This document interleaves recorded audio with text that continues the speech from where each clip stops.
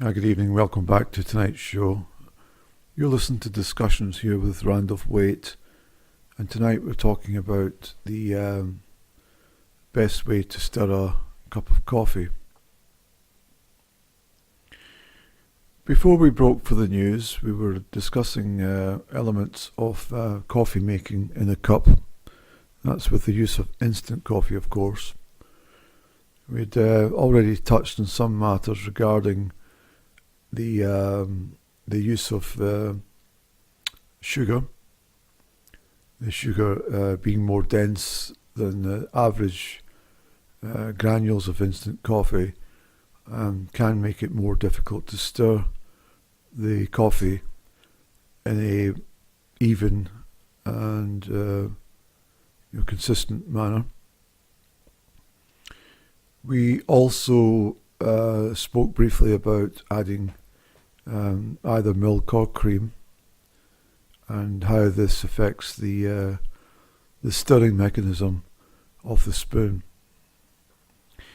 The idea of the instant coffee is to give you coffee instantly.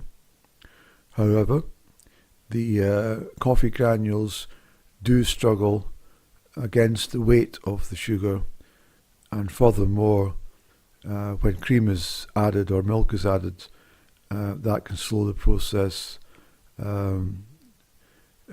quite finitely, meaning that the granules are less likely to disperse evenly throughout the hot liquid.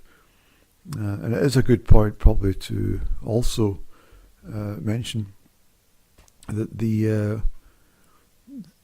hot liquid, it does not have to be at boiling point. Boiling point can disturb coffee, the taste of the coffee.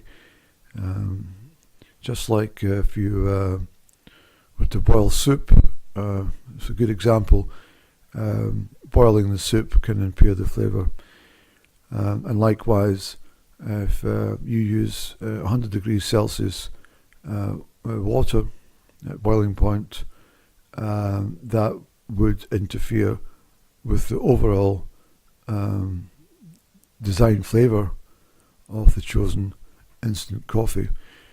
The purpose, of course, of tonight's discussion is the stirring of the coffee, and so therefore to make life simple, very simple for our listeners this evening, we have opted to discuss coffee with two sugars, with milk or cream added secondarily. I know some listeners, or many listeners for that matter, may prefer to add milk or cream at the point before any hot liquid is placed upon the granules within the cup. But we, for the purposes of tonight's discussion, we want to focus on disbursement of coffee granules with the milk or cream added secondly. We had, before the break for the news, reached a point where we were discussing the number of stirs and whether those stirs should be to the left or the right.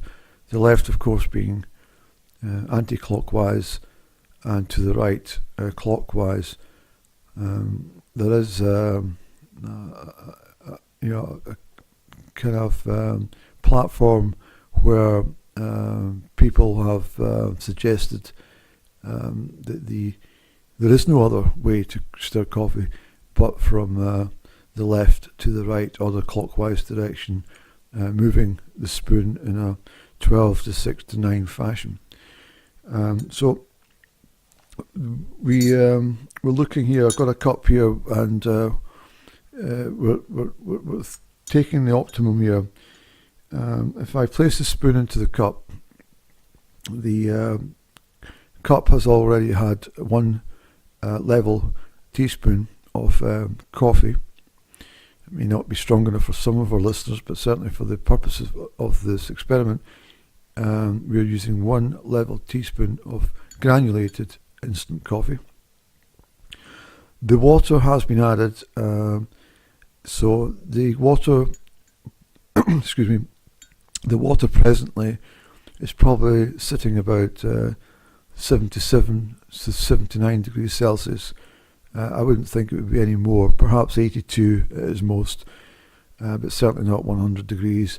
And as I mentioned, 100 degrees can interfere with the taste of the overall coffee taste, whether cream or milk is added thereafter or not.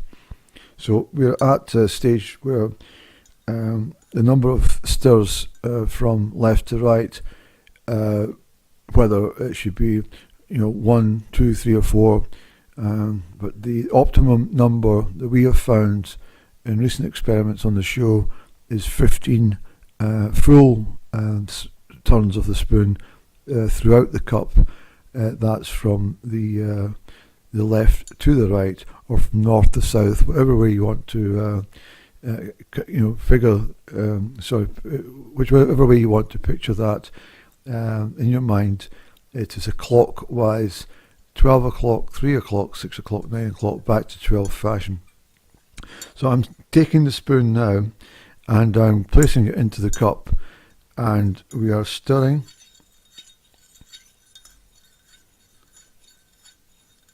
Don't know if you can pick that up on the microphone here, but let me just take it. We'll do this again.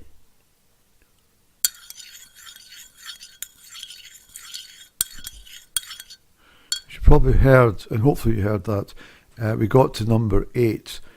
Now, there are a number of people who believe that 8 turns of the spoon is more than sufficient for coffee disbursement. That's instant coffee, of course, through the liquid in the cup. But I still favour double figures. And as I say, we normally look for 15 turns of the spoon. It's why you find in most cafes and restaurants that the coffee or tea, for that matter, is always left for you to pour and for you to make your decision on how you stir. There's never on any occasion where a waiter or waitress would stir one's cup for them. I think that's probably the world over unknown. It may well happen in 5-class establishments like the Mandarin Oriental in Hong Kong, or Raffles Hotel in Singapore, for example, or perhaps even the Savoy or Dorchester, but not on the average restaurant, cafe, anywhere in the land. So we're back in the spoon to the cup, and if you listen from number 8 to 15,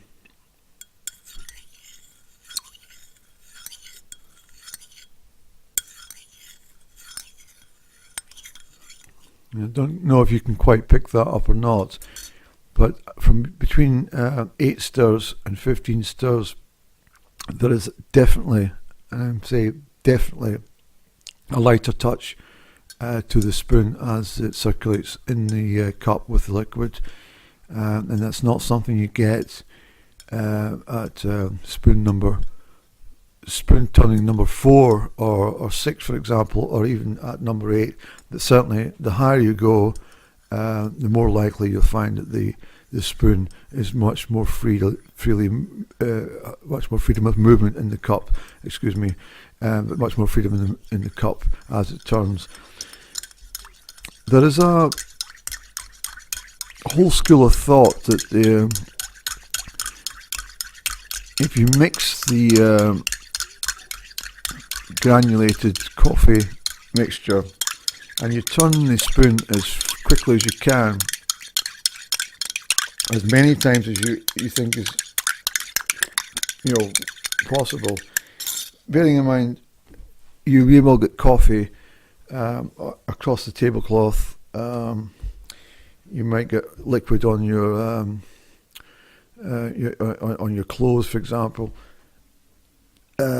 Napkin is always best used, and that's why in most cafes and restaurants you will find different quality napkins, and they are there for a purpose. They are there for the spilling of liquid when stirring tea or coffee. But we're talking about coffee, and we're talking about instant coffee. We're going to break now for some music, and we'll come back and we'll get a fresh cup, and we'll do that little tester again, and we'll try and get the microphone nearer the cup and see what comes up.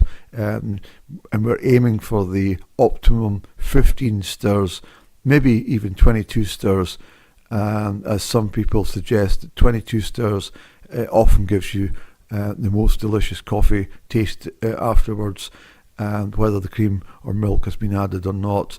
And as we have already mentioned, the additional sugar that can be used in coffee will slow the whole process as much as 75%. So if you do use sugar, and the sugar and coffee are both in the cup together,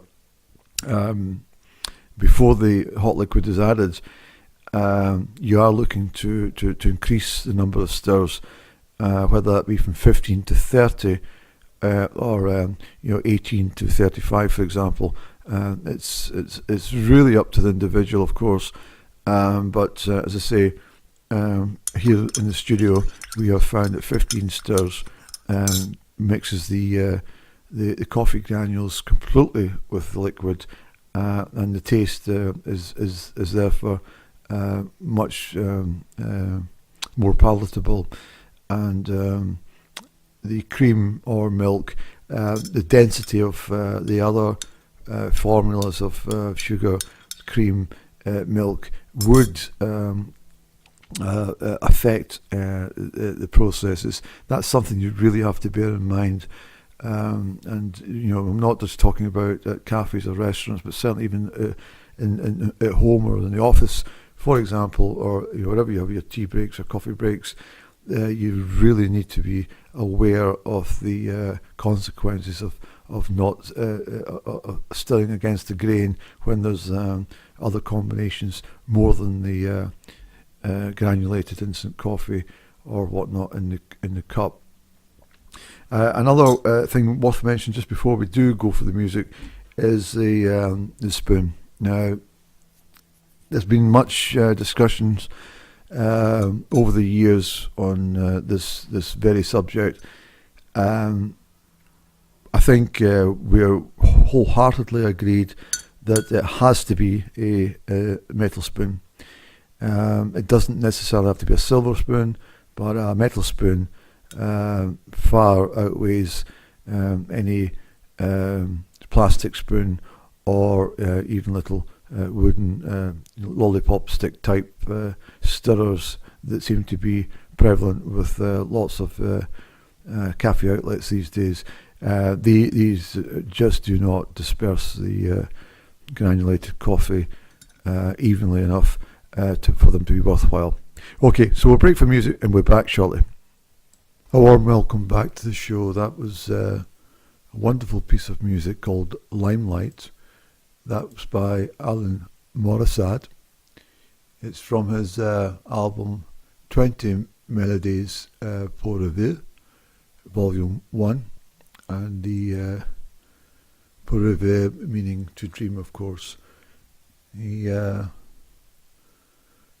discussion for this evening, in case you've just joined us, is the stirring of granulated instant coffee in a cup, and trying to establish the optimum number of stirs with the teaspoon. Just before we broke for music, we were discussing the need. It was deemed essential in our mind to have a metal spoon, not necessarily silver, but a metal spoon as opposed to a wooden spatula or one of those wooden fork type lollipop sticks that seem to be the whole rage in fast food outlets where you can grab a quick coffee or whatnot. Certainly the plastic spoon is a no-no. Not entirely. Obviously it's better using a plastic spoon that is your thumb, but definitely not something we recommend. We definitely would look for metal spoons. So if it's possible, and it's not always possible, the amount of things we've got to carry these days with all our gadgets and spectacles, and spectacle cases and mobile phones and stuff. But if you can manage any space in that hip pocket or jacket pocket or handbag, for example, get yourself get yourself a metal teaspoon in there for coffee emergencies, for stirring, particularly granulated instant coffee, whatever the make of that coffee is. We want to make sure that coffee tastes wholesome and flavoursome, and the only way to reach the optimum is by stirring. And if you don't stir the coffee, there is absolutely no chance of getting any worth or value from your purchase. We were discussing as well the number of stirs to the cup. Now, we had a call from one of the listeners who said that they don't have time to rattle the spoon round the cup 15 to 22 times or 35 times, whatever. We did say that it was entirely up to the individual, but what we're here for, and the whole point of the discussion, is to give advice on what we would suggest is the best method to enhance that instant cup of coffee. So if you find that the time's short and you don't have enough to stir that coffee cup 20 times, you really need to do some time management in your day. It only takes a few seconds to rattle that spoon round your cup, I can assure you. Let's just go with that. Let's come back to the cup. We've got a fresh cup here. It's not 100 degrees boiling water, 100 degrees Celsius, that is, of course, boiling water in the cup. I would say during the music, the coffee was, the coffee and the boiling water were added together. So it's maybe a 3 to 3.5 minute gap since that was done. But we've got the cup. I would say it's sitting here about, I would easily say 80, 85 degrees without a shadow of a doubt. If I just pop my small finger in there, my pinky, yeah, it's hot to touch, and I wouldn't like to keep my finger in there for too long. So what we're doing here is I'm just having a little. In fact, what I've done for this stage of the experiment is I've actually added 2 sugars to the cup, as we agreed. We have a level teaspoon of instant granulated coffee. We're not going to add any milk at this stage, but we will add some milk in.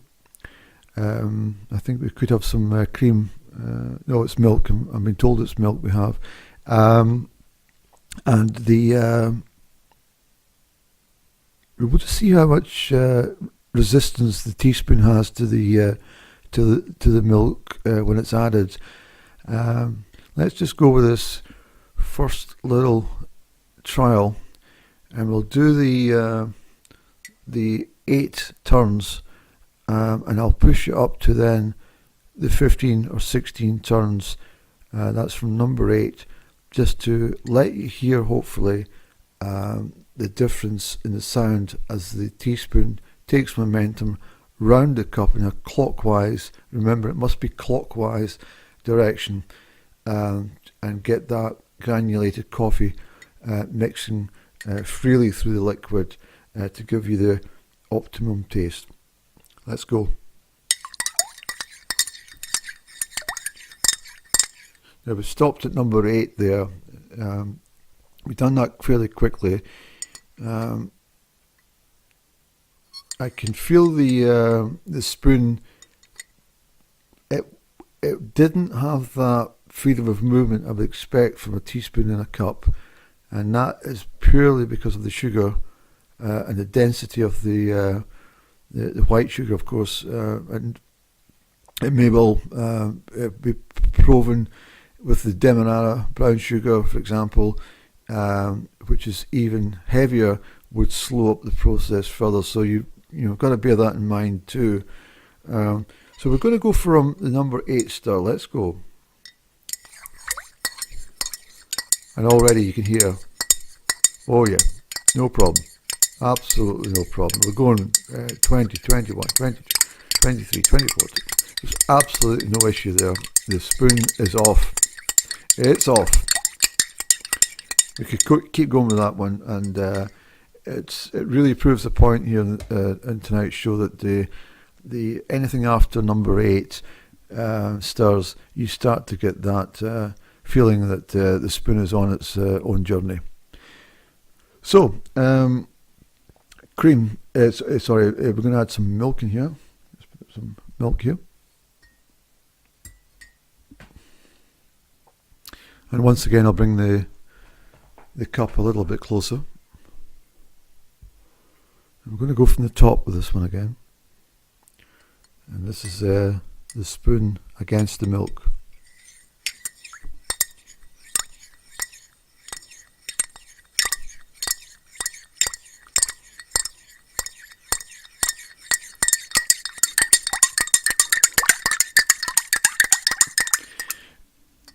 I got it into the 20s there, but you can definitely hear that it took until about number 14, at least 14, probably near 16, 17 before the spoon started to feel relaxed in that granulated coffee, sugar and milk combination.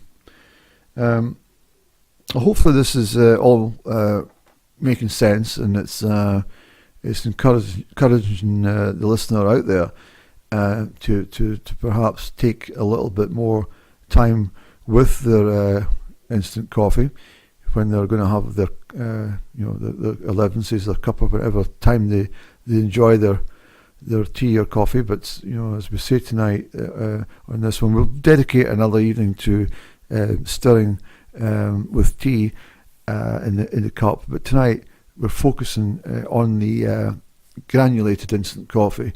We're going to pause for the news, I'm afraid. We'll be back shortly. Welcome back to the show. You're with discussing granulated coffee, stirring in the cup. If you've just joined us, the debate this evening, the discussion is not long to go. But interestingly, when the news was on there just a few moments ago, and we broke for that transmission, an interesting caller who was talking about the spoon effect.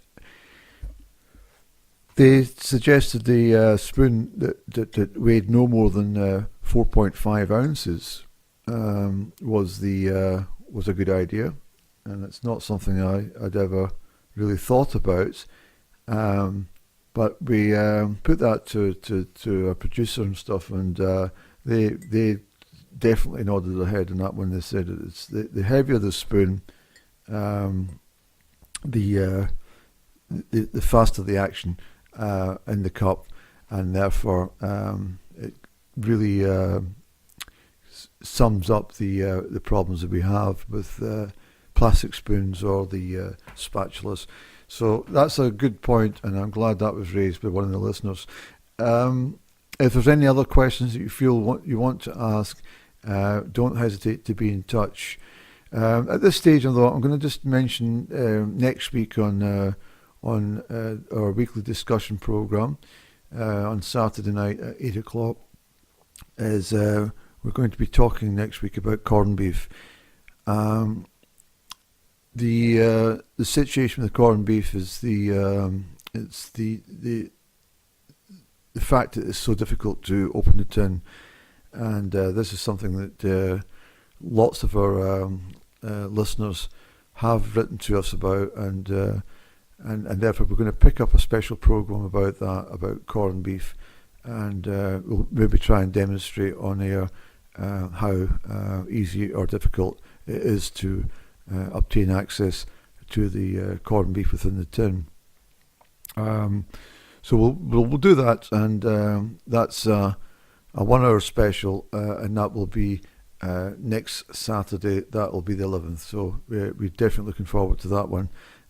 If you want to join in the show, call us, or if you want to write to us, we'll put the address up on the message board for our listeners at the end of the show.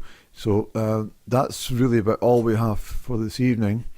It's been great talking to you once again. So just one final recap. I'm getting told that we've got about a minute or two to go. So really what we've done here tonight is demonstrated pretty clearly, I think, is the granulated coffee, instant coffee in a cup. Added if you're adding the hot water, not the boiling water, hot water, anything above 90 degrees is probably sufficient, but nothing above 95.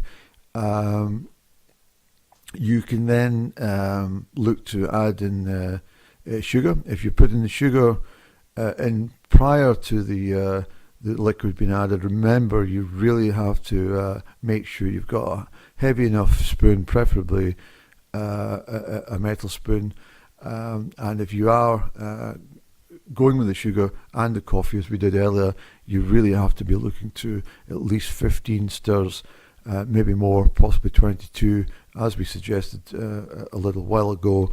And as you could hear, and what was demonstrated this evening, is how free-flowing the sound of the teaspoon becomes after 15 stirs or 14 stirs. The other thing to mention is milk or cream. Just my summing up here, when we put milk or cream into the cup, again that will slow down the whole process of the liquid, the granules transferring through the liquid, and therefore we reckon by offsetting the combination of granulated instant coffee and hot water, it could mean that you're stirring for much longer. If you're like the listener earlier who said that they didn't have time to stir, well, if you want to go with stale coffee, with most of it left in the bottom of the cup, then that's entirely up to yourself. But you need to make time for stirring coffee if you're using instant, and that goes for in restaurants, cafes, or any outlet where you're grabbing a quick cuppa. So it's been good talking to you. That's the end of the show, and we look forward to your company in 7 days. Thank you. Bye-bye.